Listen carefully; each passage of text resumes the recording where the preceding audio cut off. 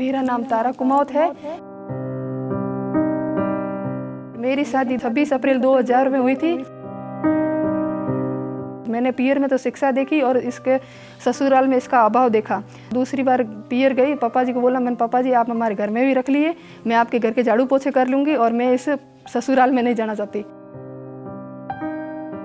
As per National Family Health Survey 4 for Rajasthan, around 35% women and 36% men are reported being married before their legal age for marriage. Shockingly, the percentage for women married before 18 years of age in Jaisalmer is 48.4% and that of Rajsamand is 44.5%, which in both cases is higher than the average percentage of Rajasthan state. 6.3% women between the ages of 15 to 19 were found already a mother or pregnant at the time of National Family Health Survey. This scenario of early marriage leads to early pregnancy and later ends with neonatal deaths in most cases. Sexual और reproductive health was the issue जो कि discuss नहीं किया जाता था, बल्कि functionaries भी इन issues पे बात करने में बहुत हेजिटेंट थे।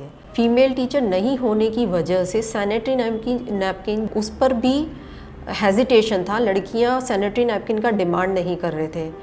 Mamta Health Institute for Mother and Child implemented their program to address the adolescent health issues with special focus on promoting girl rights, gender equality, and improved decision-making around sexual and reproductive health in the selected areas of Rajsamand and Jaisalmer district of Rajasthan. इसके लिए संस्था ने विगत 3 सालों से क्षेत्र के विभिन्न सेवा प्रदाताओं को समय समय पर प्रशिक्षण देके उनको टूल किट प्रदान करके उनकी खुद की क्षमता और दक्षता बढ़ाने का काम बेहतर तरीके से किया है। क्षेत्र में चाइल्ड मैरिज में भी धीरे धीरे कमियां हुई है और बालिका शिक्षा को एक बढ़ाने का एक बहुत बड़ा अवसर मिला है। जो भी महिलाएं हैं अर्ली मैरिज नहीं हो उन पे उनका फोकस रहता है।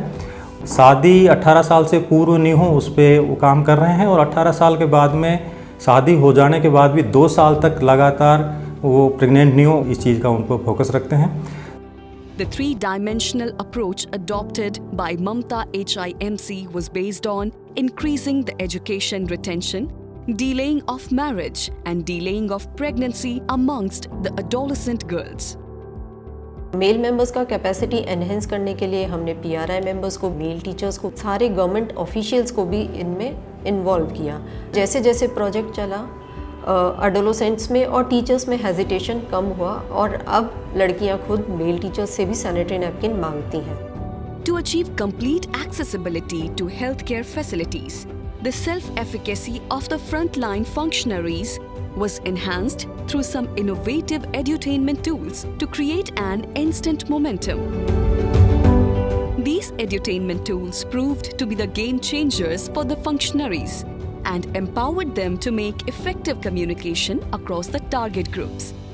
कार्यकर्ता और आशाओं को ट्रेनिंग दी जा रही है, उसमें अधिक से अधिक किशोरी बालिकाओं और इनको अच्छी मतलब सीखने की प्रवृत्ति प्रदान की गई है और जो मटेरियल दिया गया है उसमें अच्छी जो बुक वगैरह दे है जो उनसे भी किशोरियों को लगा भी है और वो केंद्र पे आती है। बैठक के दौरान इनको खेल के माध्यम से जानकारियाँ दी जाती हैं। सारे गांव के मतलब महिलाओं को भी साथ में बिठाते हैं, उनके मम्मी साथ में आती है कभी तो वो भी उनको भी हम लोग समझाते हैं कि बेटियों की शादी जल्दी नहीं करनी है। इनके टूल्स के माध्यम से बता देते हैं, जैसे सांप सीढ़ी के माध्यम से दिखाते हैं और नकारात्मक सोच, सकारात्मक सोच, हरे पेड़, मीठे फल, कड़वे फल, ये सारी हम टूल्स के माध्यम से सिखाते हैं। स्वास्थ्य की जानकारी है, स्वास्थ्य सेवा हैं, उनके पास जो स्कूल में आ पा रहे हैं उनको स्कूल में दे पा रहे हैं और जो स्कूल में नहीं आ पा रहे हैं उनको सामाजिक स्तर पर हमें ग्राम स्तर पर जाकर देनी होती हैं। सबसे पहला ज़रूरी है कि उनका शिक्षा का स्तर बढ़े। हम अधिक से अधिक परिवारों से संपर्क कर जनता को जागरूक कर उनको किशोरियों को पढ़ने के लिए प्रेरित करें और यदि हम सभी सुविधाओं दे पाएंगे तो हमारा आने वाला किशोर और हमारा आने वाला युवा है वो इन समस्याओं से परे होगा और जो उनके चेंजेस के कारण जो भ्रांतियों की वजह से अपने जीवन को बर्बाद कर लेते हैं उससे बच पाएंगे। The collaborative efforts made by the functionaries and Mamta HIMC team with some of their best practices have enlightened the lives of more than 1.2 lakh people, and that impact is clearly visible. ये ममता संस्था आने के बाद में मेरे को कई जागरूकता मिली, मेरा हौसला बढ़ा। कई मैंने काम किए मुद्दों पे, महिलाओं को रोज़गार से जोड़ने के लिए, बच्चों को स्कूल से छोड़े हुए बच्चों को पढ़ाने के लिए, पालनहार के लिए, ऐसे मैंने बहुत सारे काम किए। तो मैं ये चाहती हूँ कि ये पूरे देश में और कई राज्यों में ये ममता संस्था वाला का काम फैले और ज़्यादा हज़ारों लाखों लड़कियाँ और लड़कों को पढ़ने का मौका मिले और आगे बढ़े। Routine interactive sessions with the target groups encouraging an open dialogue on gender and health issues. Increased participation of girls in sports and other activities. Encouraging the adolescents to visit the Ujala Clinic for periodic health checkups and counseling. Linking adolescents with entitlements and livelihood opportunities by empowering them with various skills. Increased participation of the community towards adolescent health issues, especially early pregnancy and early marriage.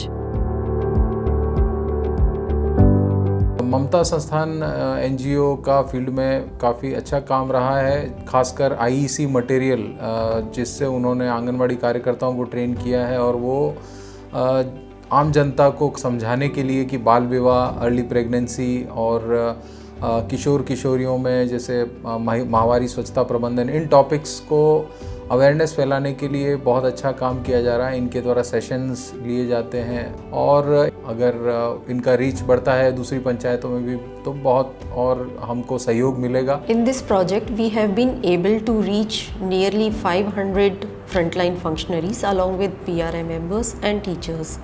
Also we have reached more than 22,000 adolescent population, as well as we have been able to reach 1.2 lakh population.